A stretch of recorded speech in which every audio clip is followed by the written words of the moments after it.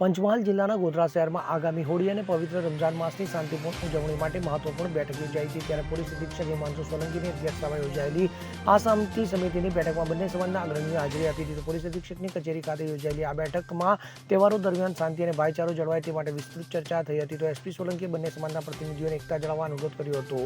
તો આ બેઠકમાં ઇશહાક, મોમીન, દિદ્રીશ દરગાહી સહિત અનેક અગ્રણીઓએ હાજરી આપી હતી। તેમણે તહેવારની શાંતિપૂર્ણ ઉજવણીની ખાતરી આપી હતી। તો પોલીસ વિભાગ દ્વારા તહેવારો દરમિયાન તહેવારો દરમિયાન કડક બંદોબસ્ત રાખવાની જાહેરાત કરી છે। તો લોકોને અફવાઓથી દૂર રહેવા પણ સૂચના આપવામાં આવી છે। તો કોઈ પણ અનિચ્છનીય બનાવ કે સમાજની લાગણી દુભાય નહીં તે માટે ખાસ વ્યવસ્થા ગોઠવવામાં આવશે અને કોઈ અનિચ્છનીય ઘટના અને અનિચ્છનીય પરિસ્થિતિમાં તાત્કાલિક પોલીસને જાણ કરવા પણ જણાવવામાં આવ્યું હતું। Bureau report CN24 news.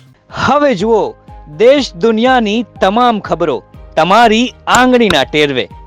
ઉઠાવો મોબાઈલ અને Google Play Store પરથી ડાઉનલોડ કરો અમારી CN24 ન્યૂઝ મોબાઈલ એપ।